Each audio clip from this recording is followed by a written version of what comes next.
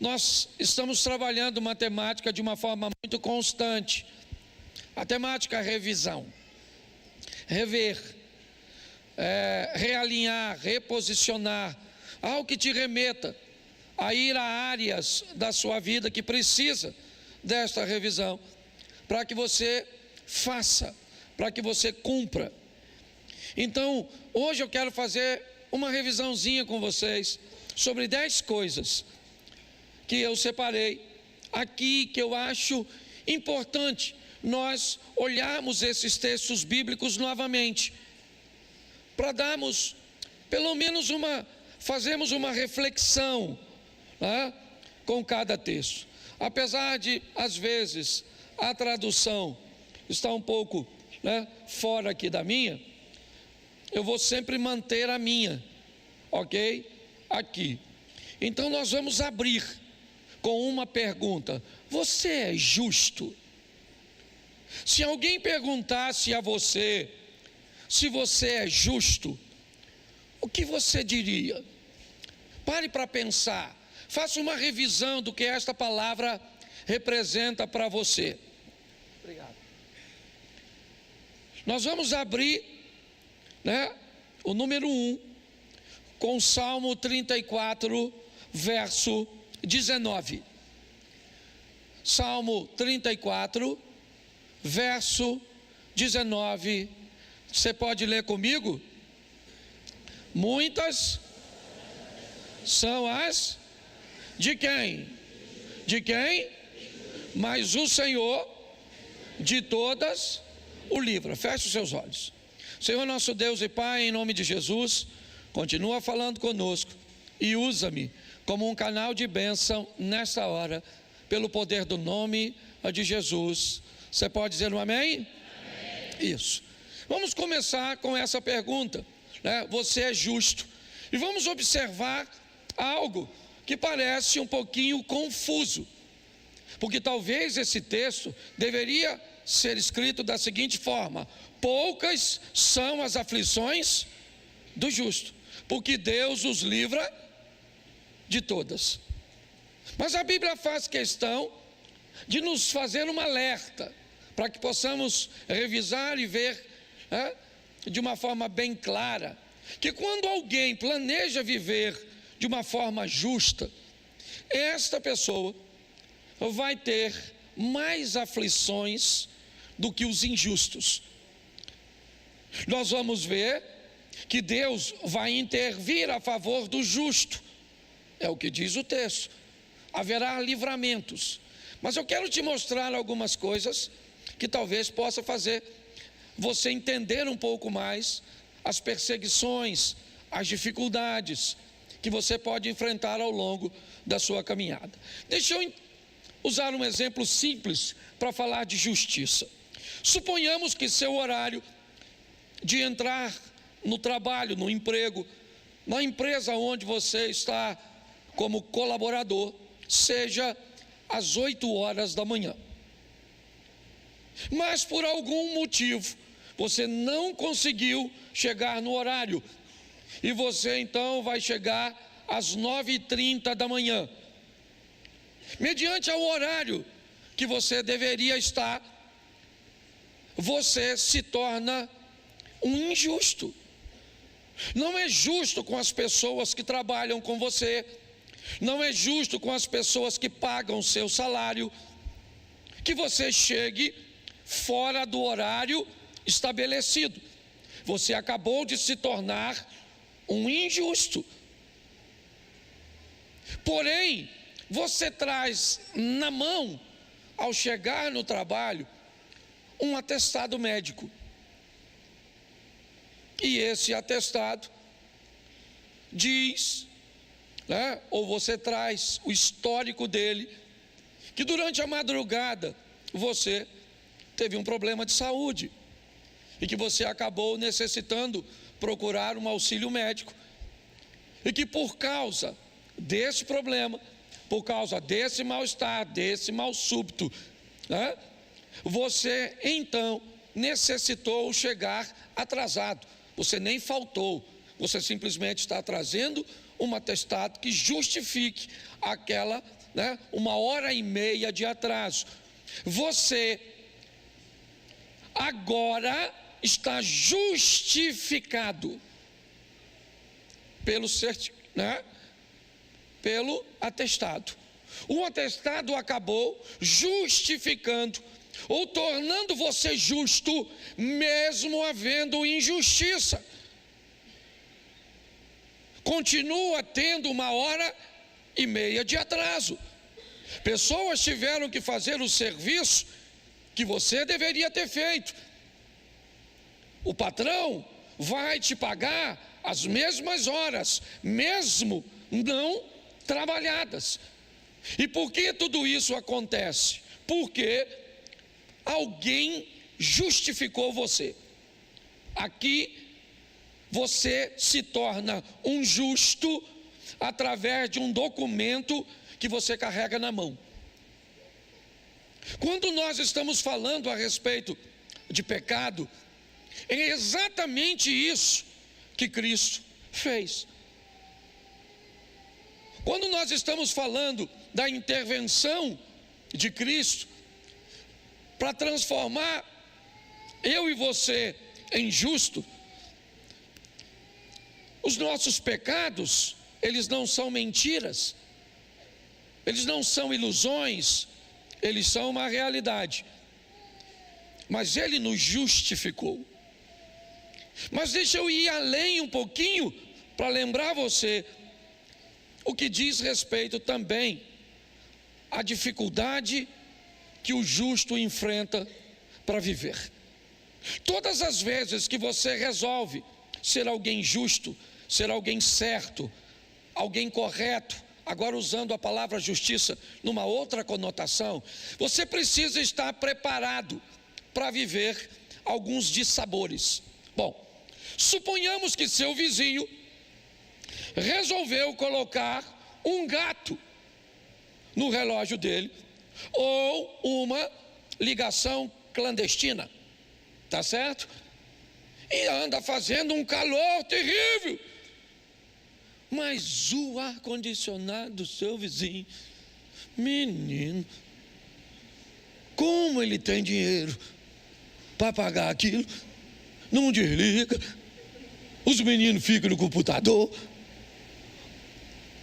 Bom, eu queria lembrar você que a companhia elétrica tem uma estrutura para medir a carga que saiu.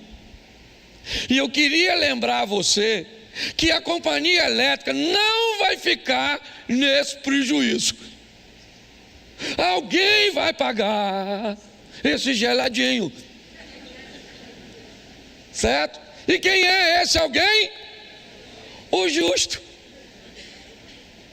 Talvez você já começou a entender o que é a aflição do justo na energia elétrica.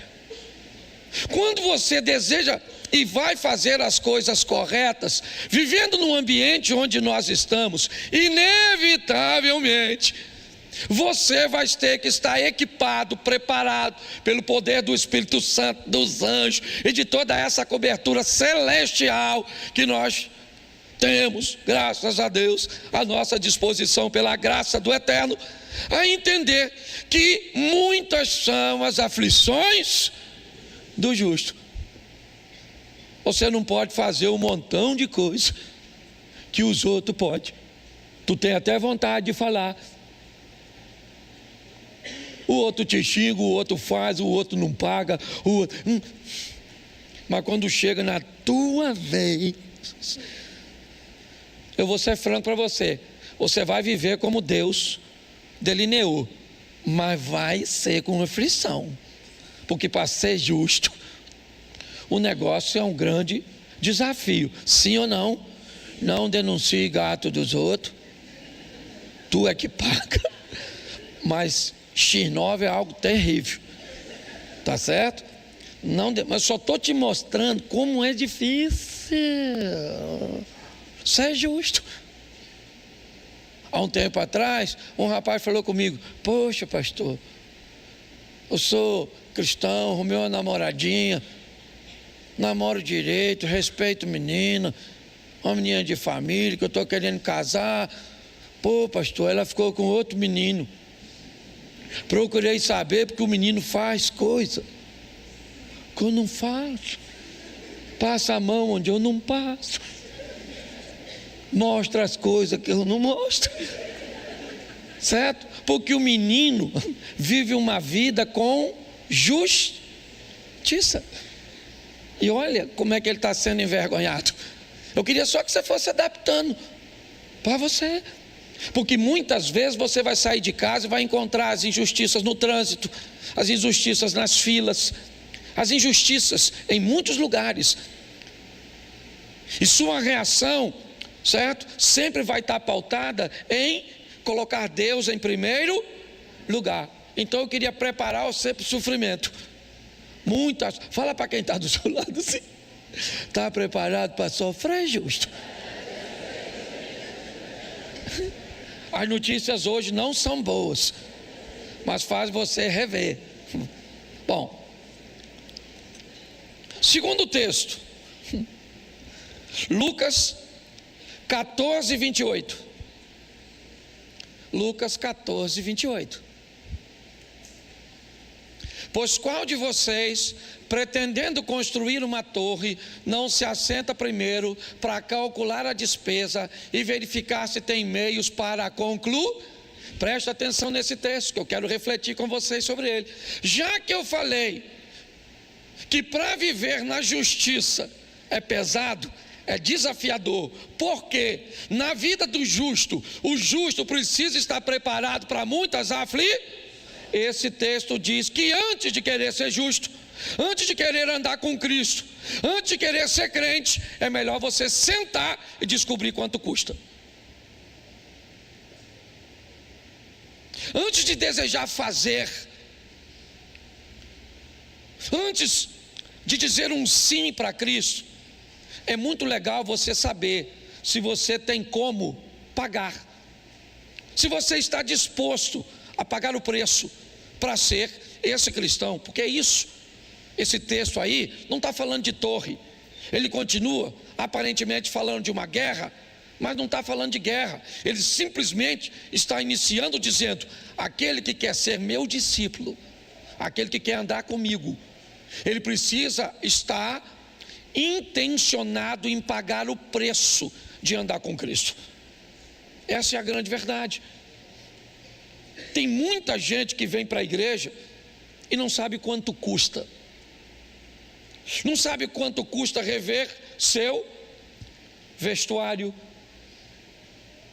Não sabe quanto custa rever seu vocabulário. Não sabe quanto custa rever os ambientes que frequenta. As pessoas não têm noção do quanto custa.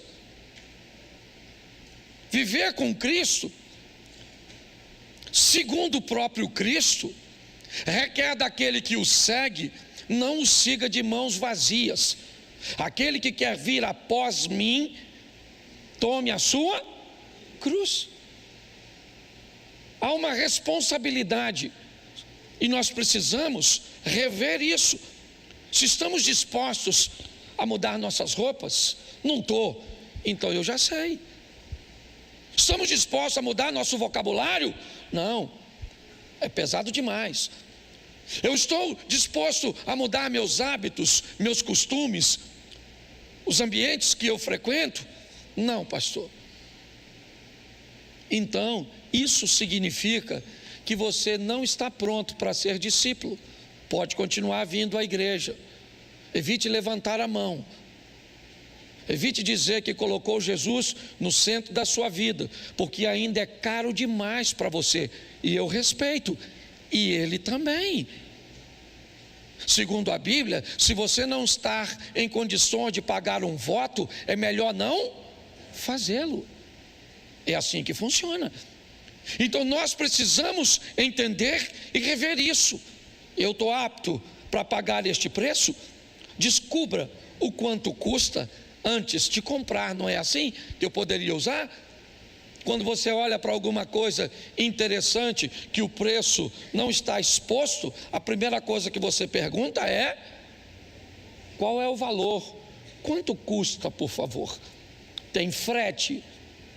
Você quer saber todas as coisas, porque você precisa ter uma noção se está pronto para pagar. Hoje muitas pessoas querem, viver uma vida com Cristo, na igreja, na liderança, com honra, com isso, tendo respeito, admiração, autoridade. Para cada coisa que você quer, tem um preço. Existem lanchonetes que você vai pedindo os sanduíches, e à medida do que você pede, o valor é acrescentado. Há um acréscimo mediante aquilo que você quer que esteja no seu sanduíche. Na nossa vida com Deus também funciona assim. Nós precisamos rever isso. Eu gostaria de ser admirado. Tem um preço. Eu gostaria de ser visto como alguém que tem conhecimento. Tem um preço. Eu gostaria de ser visto dessa forma, de ter isso, de ter aquilo.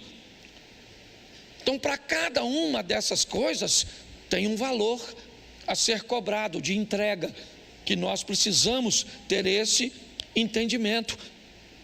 É assim que funciona. Antes de construir, antes de ir à guerra, descubra se você está apto para pagar. Você quer casar? Tem um preço. Um preço financeiro, um preço emocional, um preço espiritual. Tem um preço. Você não gosta de dizer quanto custa, onde vai, nada disso, não tem problema. Só não pode casar. Você quer ter filho? Mas tem um preço, sim ou não? Você quer ter sogra? Tem preço. Você quer ter cunhado? Tem preço. É ou não é? Você quer ter vizinho? Tem preço. Não quer ter vizinho? Compra um negócio assim no ermo, longe dos outros. Posso ouvir um amém da igreja? Amém. Terceira coisa que eu acho importante nós olharmos com bastante cuidado, Mateus 7:6. Mateus capítulo 7, verso 6. Não deem aos cães o que é, nem joguem as suas diante dos, para que estes não as pisem com os pés, e aqueles que voltando-se não estraçalhem vocês. Preste atenção, porque eu quero fazer uma revisão desse texto também com você. Eu não sei como você olhou isso ao longo do tempo, mas esse texto diz duas coisas. Uma, tem algo de valor nesse texto. Nesse texto tem o santo e nesse texto tem as pérolas. Nesse texto tem duas coisas. Esse texto tem os cães e esse texto tem os porcos. O texto diz que alguém pega algo que é santo para si e entrega para um cão que não é capaz de reconhecer o que é santo. Alguém tem uma pérola ou algo que tem valor para si e entrega para um porco que não é capaz de reconhecer o valor daquela pérola. O texto diz que depois de ser entregue e aquilo que você deu de valor seja desprezado, uma confusão seja estabelecida e ela se desenrola aqui. Pastor, dá para falar isso de uma forma mais clara? É simples. Muitas vezes damos para o outro as nossas pérolas e as coisas que são valiosas demais para nós. Estou cansado de ouvir mulheres dizerem para mim o que são capazes de fazer nos seus casamentos por seus maridos, com uma entrega, e eu trabalho, eu faço isso, eu arrumo a cama, eu arrumo aquilo, eu faço comida. Ela está me mostrando suas pérolas, mas ela nunca parou para pensar se a pérola do marido é a mesma dela. Então entregamos para o outro aquilo que tem valor para nós. E quando o outro não é capaz de reconhecer o valor de uma pérola que não é dele, é sua, ficamos frustrados. Pastor, o que o senhor está querendo dizer? Eu estou querendo dizer que temos que ser mais assertivos. Aprenda com um indivíduo que para mim é extraordinário, o estelionatário. Observe uma característica do estelionatário. Antes de te abordar, ele tem na cabeça o que vai fazer. E o que ele vai fazer?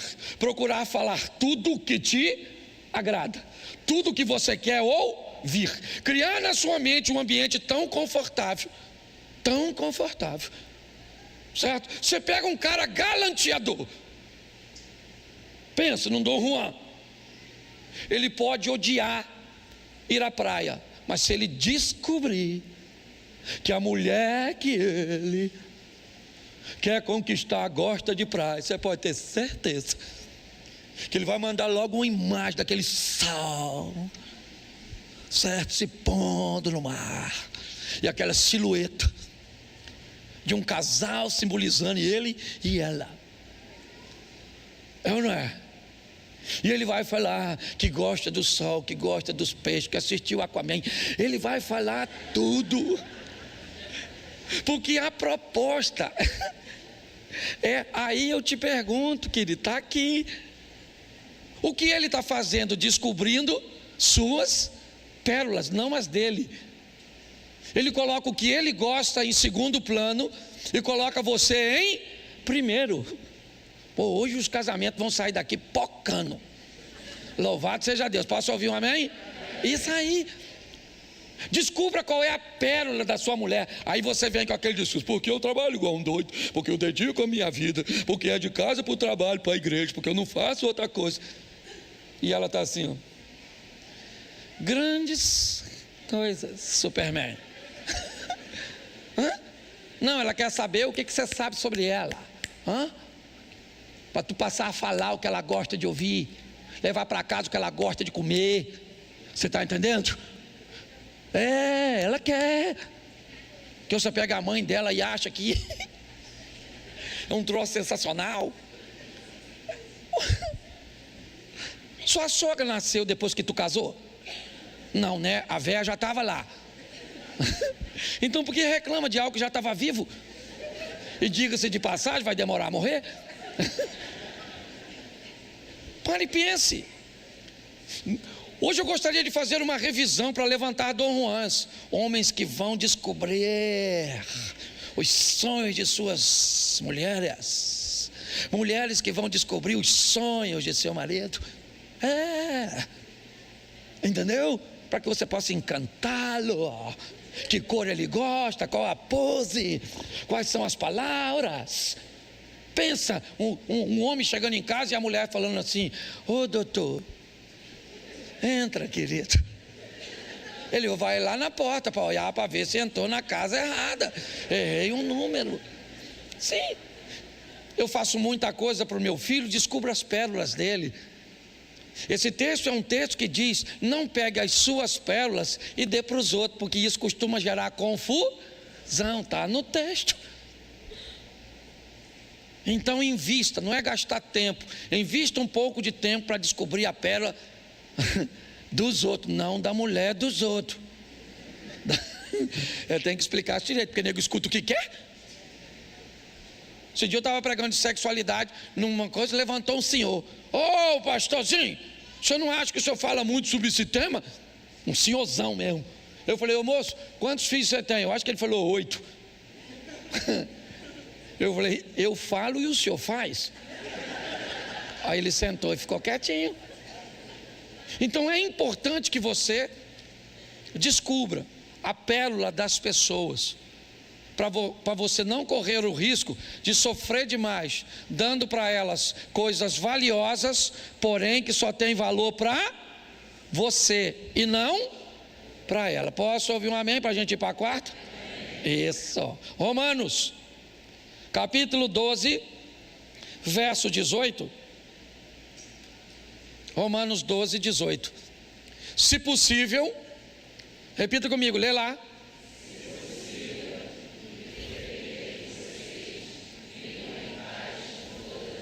Preste atenção nesse texto, porque ele também precisa ser revisto. Vimos aqui citado o Salmo 133. Deus ordena a bênção onde há união. Vemos a bênção da Torre de Babel, que é uma bênção até para a desobediência daqueles que conseguem colocar todas as forças e intenções num propósito. O próprio Deus disse, eles são um povo, uma língua, um propósito, e ninguém pode impedi-los. Ok? Porém, nós temos nesse texto uma informação muito importante. Qual é? Nem sempre teremos paz porque o texto diz ser possível.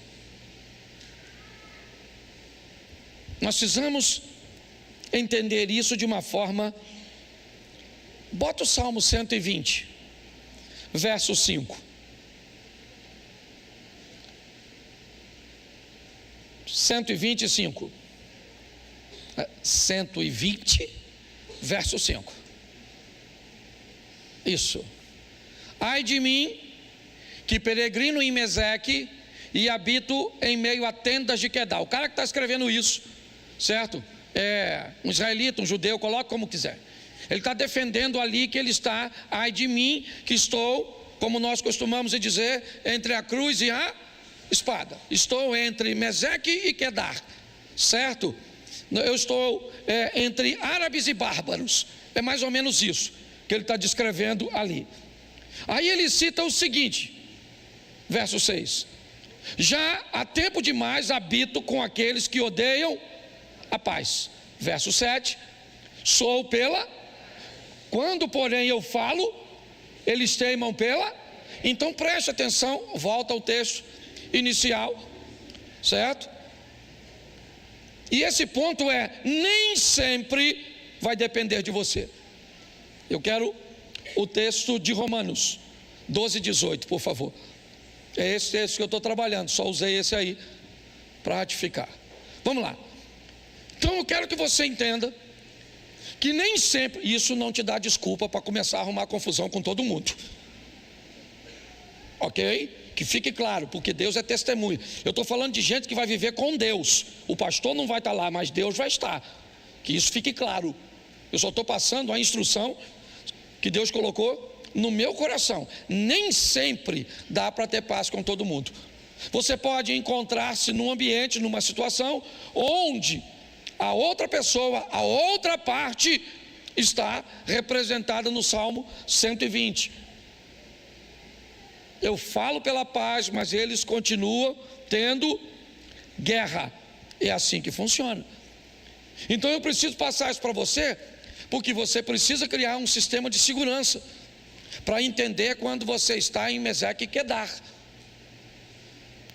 onde não há nada que você possa fazer que possa trazer a paz. Não há nada. Tem discussões em casa que não tem como achar paz. O ambiente de Meseque e de Quedar se estabeleceu um nervosismo, um desequilíbrio. E naquele momento, você pode até tentar em outra hora, mas naquela ocasião é assim que funciona. E nós precisamos lembrar disso, porque tentar ajustar alguma coisa nesse ambiente nunca se ajusta. E quanto mais se mexe, pior fica. Então, repita assim comigo: nem sempre depende de mim. Isso aí. Mas no que depender de mim, eu vou ter paz com todo mundo. Posso ouvir um amém? Isso, vamos para o próximo. Salmo 1, verso 1. Eu acho também que vale a pena refletirmos sobre isso, fazermos uma revisão. Primeiro salmo, o que ele tem para ser primeiro? Bem-aventurado aquele que não anda segundo o conselho dos ímpios, não se detém no caminho dos, e nem se assenta à roda dos. Preste atenção, porque esse texto é sensacional.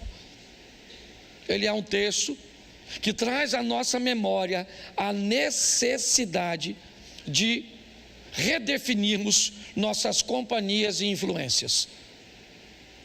Ele diz: bem-aventurado aqueles, certo? Que não andam segundo o conselho dos, não se detém no caminho dos, nem se assenta à roda dos. Isso aí. Precisamos definir quem é que está fazendo parte do nosso cotidiano, com quem é que nós estamos andando. Inevitavelmente, isso pode estabelecer nosso vocabulário. Comece a andar com quem fala palavrão, ou perto de quem faz isso, e é só uma questão de tempo, até você notar que você também está falando. É assim que as coisas funcionam. Se nós não prestarmos atenção nisso, inevitavelmente, companhias e influências irão trazer vergonha para nós. Está forte a criança. Leva ali no ministério infantil ali, louvado, você dá uma aguinha. Glória a Deus, amém? Amém? Verso 6, ou melhor, verso 6, número 6. Isaías capítulo 6, verso 1. Acho também que vale a pena. Todos esses textos eu já usei aqui. Eu estou fazendo só uma revisão. Isaías 6, 1. No ano em que da morte do rei Uzias, eu vi o Senhor assentado sobre um alto e sublime trono, e a orla do seu manto enchia. Verso 5. Verso 5 do mesmo texto. Então eu disse o quê? Ai de mim que estou, porque sou um homem de lábios e habito no meio de um povo de impuros, e os meus olhos viram o rei, o Senhor dos. Preste atenção, porque esse texto na verdade é uma continuação do que eu usei antes. Sou um homem de lábios impuros, por quê? Porque estou sentado com quem não deve, na influência de quem não deve, junto de quem não deve. Então Isaías descreve isso. Mas ele descreve algo também muito interessante que eu queria refletir com vocês. Quando é que ele tem tudo isso? Quando Uzias morre. Esse texto é um texto para mim que acontece 3 coisas. No ano em que morreu o rei Uzias, eu vi o Senhor e eu disse: ai de mim. No ano em que Uzias morreu, eu vi Deus e eu me vi. Ok?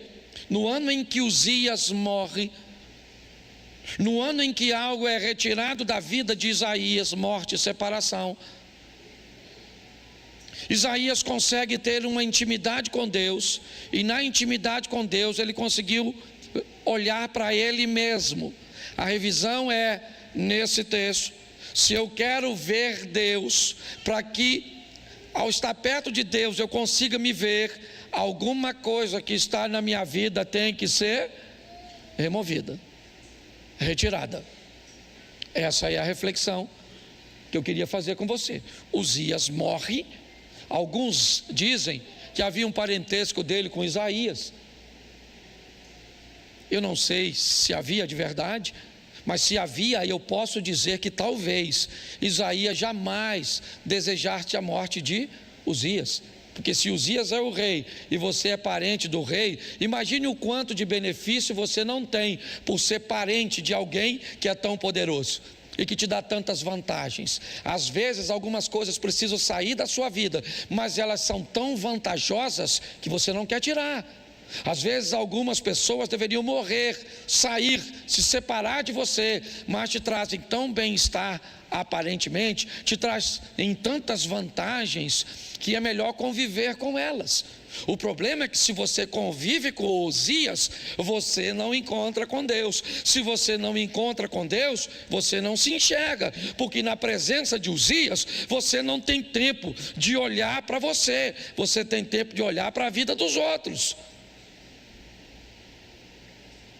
Esse é um texto que, se aplicarmos na nossa vida com cuidado, eu vou entender: coisas morrem, eu me aproximo de Deus e passo a viver uma nova fase na minha vida, conseguindo me enxergar de fato. Posso ouvir um amém? Amém. Gálatas 6, 7, esse eu tenho usado aqui direto. Gálatas 6, verso 7. Não vos, porque Deus não se, pois tudo aquilo que o homem E isso também, esse é um texto clarérrimo que eu tenho usado aqui sempre, que é a reação de nossa ação. É um texto que diz: não errem, porque se você errar, você vai ter que se encontrar com o efeito do seu erro.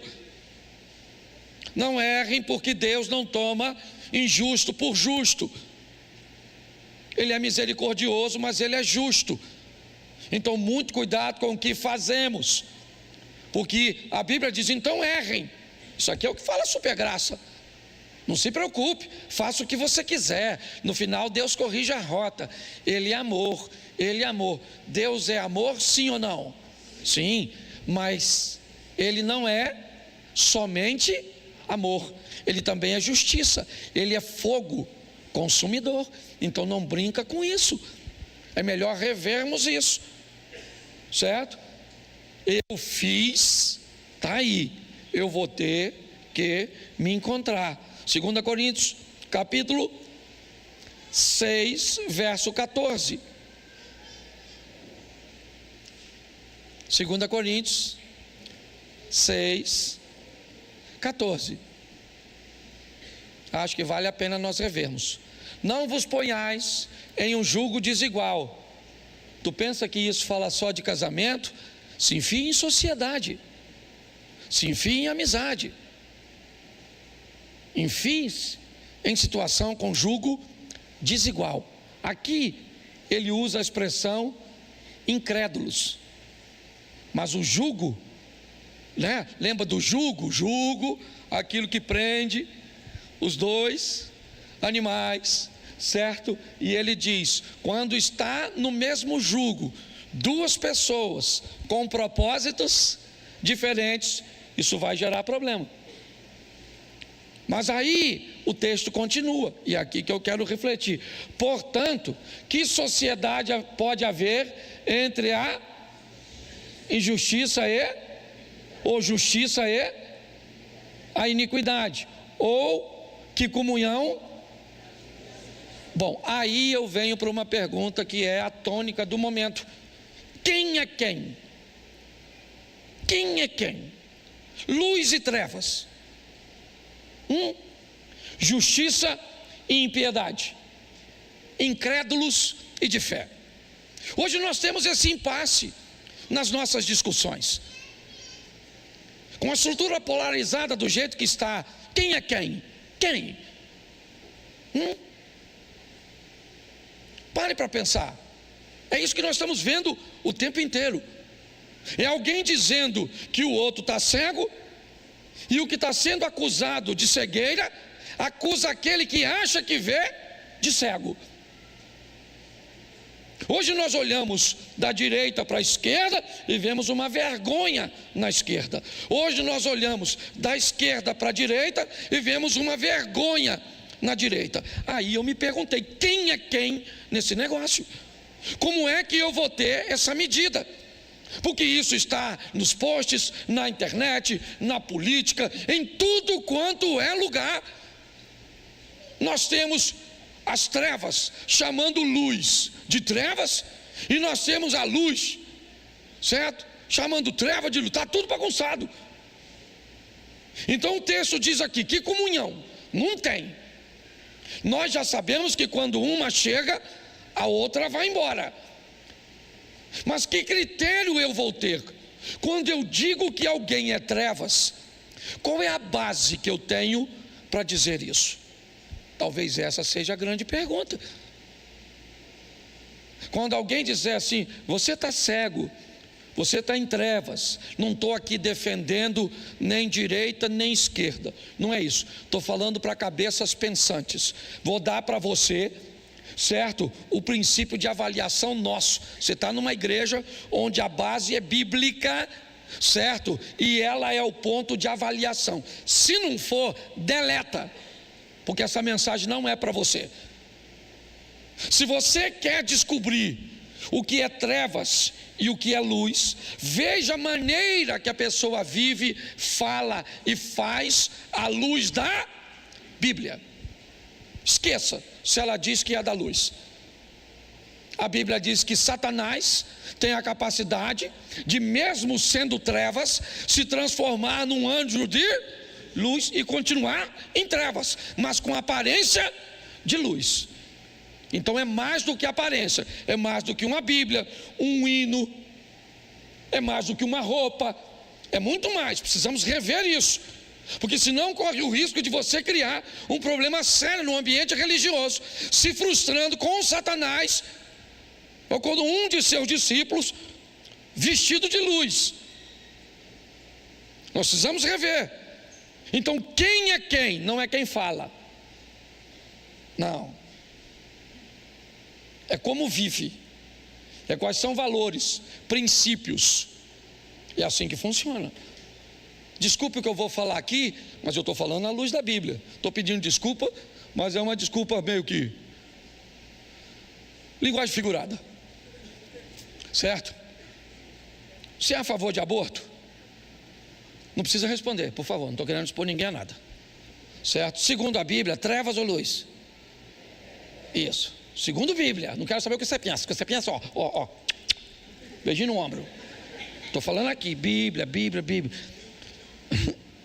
Aborto, a favor, segundo a Bíblia, trevas ou luz? Isso aí. Adultério, trevas ou luz? Fofoca, trevas ou luz? Isso aí. É assim que funciona. Então a gente dá uma olhada e descobre quem é quem. Já deu para localizar tudo. Esquece o outro, lembra? Passagem anterior, eu vi o Senhor e me vi. Para de olhar a vida do outro. Aí você já deu uma olhada para o irmão, falou, aquilo lá é treva. É assim que funciona. É importante nós olharmos quem é quem. Você descobre quem é quem, certo? Dando uma olhadinha em quem é luz e quem é. Isso aí. 9, falta só 2, estou acabando já. 2 Samuel, capítulo 16, verso 9. 2 Samuel 16, 9. Então Abisai, filho de Zeruia, disse ao rei: por que amaldiçoaria este cão morto ao rei, meu senhor? Deixa-me passar e lhe tirarei a cabeça.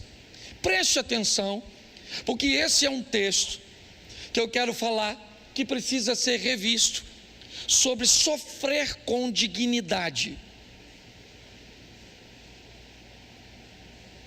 Sofrer com dignidade. Sua mulher foi embora, você sofre ou não? Sim ou não?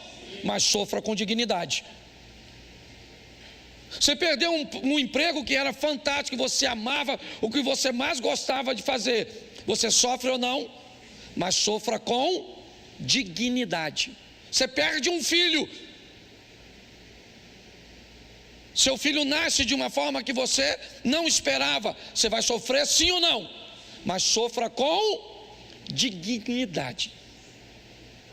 E a dignidade no sofrimento é não se rebaixar, é não se desesperar, é não desistir, é sofrer com dignidade, com postura. Seu cônjuge foi embora, vai doer, às vezes vai embora com outro, é humilhação, é terrível. Tem que olhar para a sociedade, para os parentes.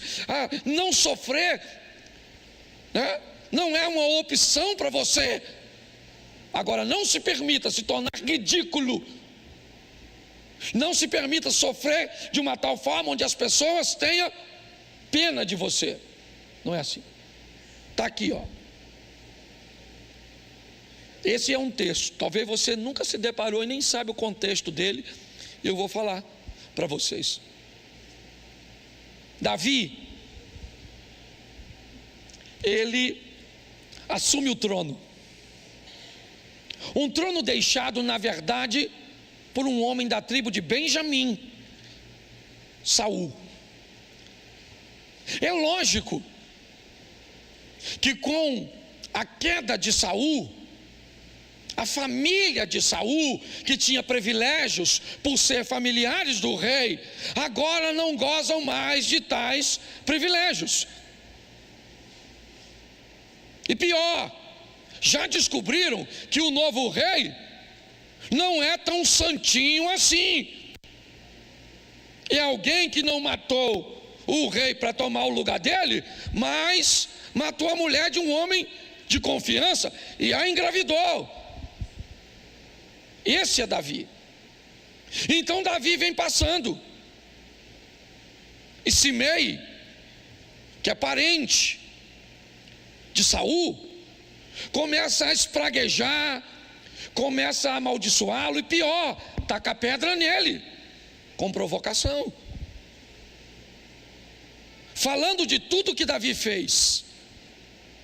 Davi já viu seu filho morrer, é verdade, as coisas não estão boas para ele. Lembra, ele sofre durante 7 dias, não come, não toma banho, não quer falar com ninguém. Se tinha um homem que conhecia o endereço de Deus, esse homem era Davi. Mas a dignidade com a qual ele sofre é algo que nos ensina muito. Às vezes a vida vai fazer você perder ou descobrir coisas a respeito de você que você não gostaria. Um câncer, uma esterilidade, um problema. Não se torne insensível, sofra, mas aprenda a sofrer. Quando Simei está atacando pedra, gritando, espraguejando Davi, um dos valentes de Davi. Lembra? O Salmo 1, bem-aventurado aquele que não anda segundo o conselho dos, não se detém no caminho dos, não se assenta na roda dos.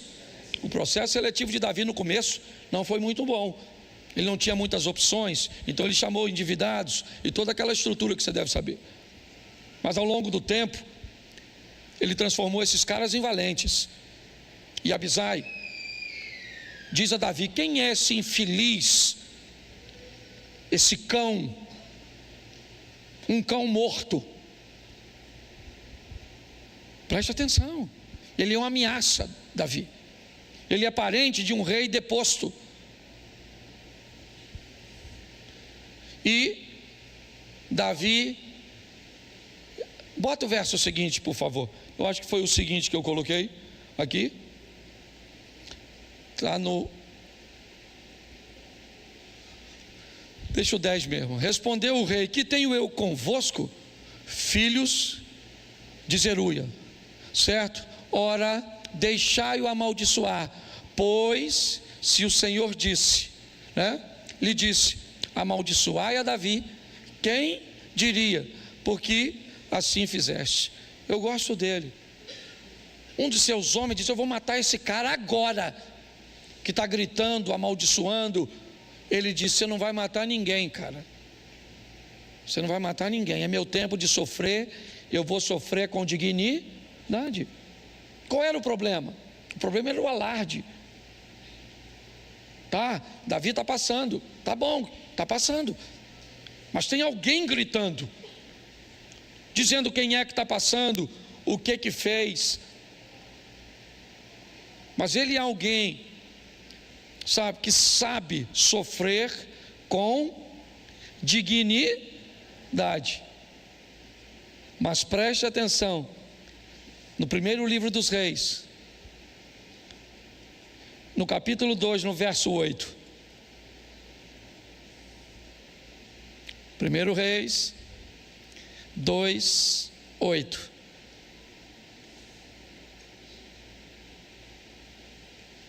Põe aí, por favor. 1 Reis, você botou o segundo.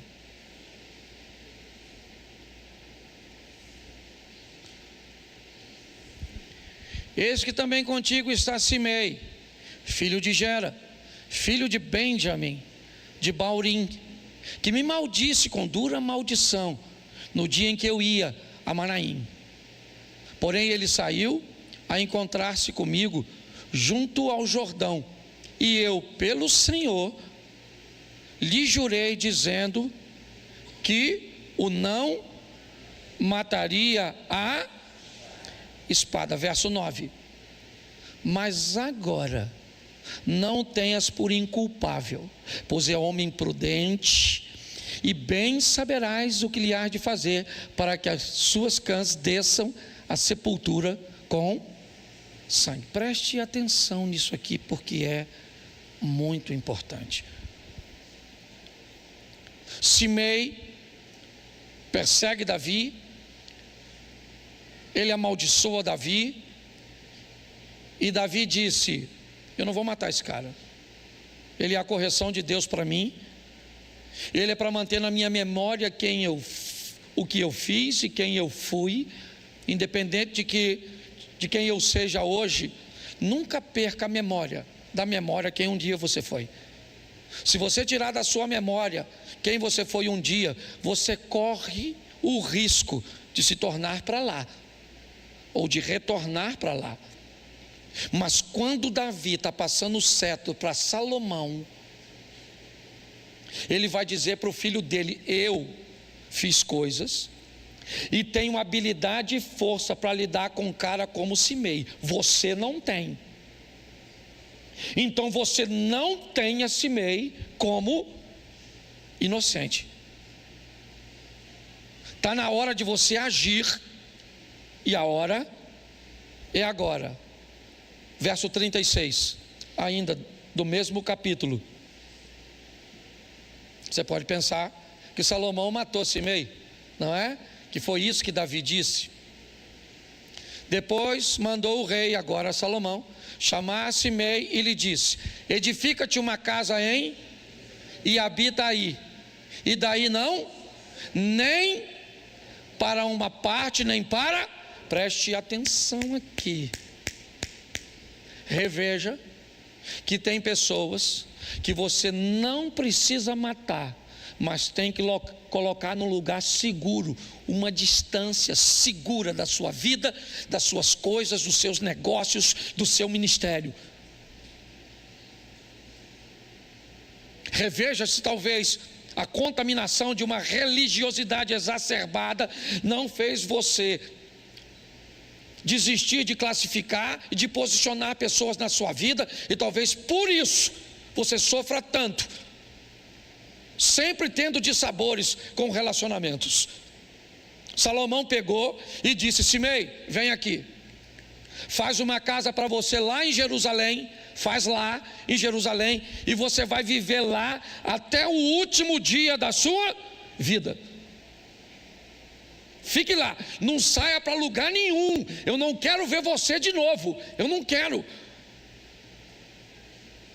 Olha só, ele teve um problema, depois você lê que não dá para eu ler tudo, que eu vou para a 10ª aqui já. Sabe o que ele fez? Sumiram algumas coisas dele, uns servos, aquela coisa toda. Sabe o que ele faz? Ele vai procurar, e alguém avisa Salomão que Simei não cumpriu o combinado, ele quebrou a regra, sim ou não? E ele morreu. É importante nós entendermos isso. Nunca esqueça de amar pessoas, e por favor, não misture amar com gostar. Não misture amar com estar perto. Não misture. Você pode estar longe da pessoa, amá-la, enviar recursos, orações, coisas materiais, ligações, coisa extraordinária. Pode viver na mesma casa e não amar droga nenhuma, tratar mal, certo? E tantas outras coisas. Cuidado com isso. Eu acho que vale a pena nós observarmos e revermos que muitas vezes teremos pessoas que precisaremos colocar essas pessoas numa distância segura. E para terminar, Gálatas 6:9. Independente da distância, Gálatas 6:9 é o 10º. E não nos cansemos de fazer porque a seu ceifaremos, se não, isso, verso 10. Por isso, enquanto tivermos oportunidade, façamos o bem mas principalmente aos da família da... Então preste atenção, porque nós temos outra instruçãozinha aqui bem preciosa, certo? Algumas instituições aplicam muito bem, cuidando de seus irmãos, estabelecendo conexões entre eles, negociando entre eles, protegendo-se mutuamente, coisas que muitas vezes fazem, mas que está na nossa literatura e outros a fazem com mais maestria. Minha proposta hoje é deixar para vocês esses 10 pontos de revisão, certo? Depois vai ficar disponível para você aí, mas a pergunta: você é justo? Descubra o valor para quem você quer encantar. Descubra o quanto custa antes de se interessar em comprar. Descubra que nem sempre depende exclusivamente de você. Defina suas companhias e influências. Coisas morrem, você se aproxima de Deus e vê você mesmo. O plantio é opcional, a colheita é obrigatória. Descubra quem é quem está em trevas e quem está na luz. Sofra com dignidade e procure fazer o... Você pode ficar de pé? Vamos orar e você vai embora, em nome de Jesus. Isso. Feche seus olhos.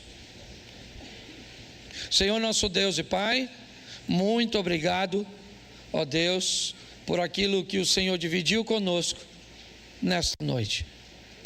Que essa palavra não se perca do nosso coração e que possamos rever, ó Pai, muitas vezes,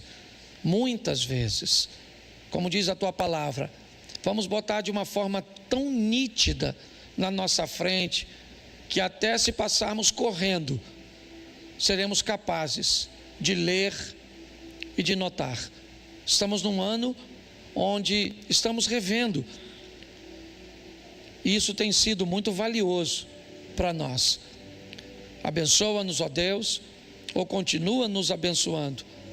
Leva-nos aos nossos lares, guardado por Tuas boas mãos poderosas.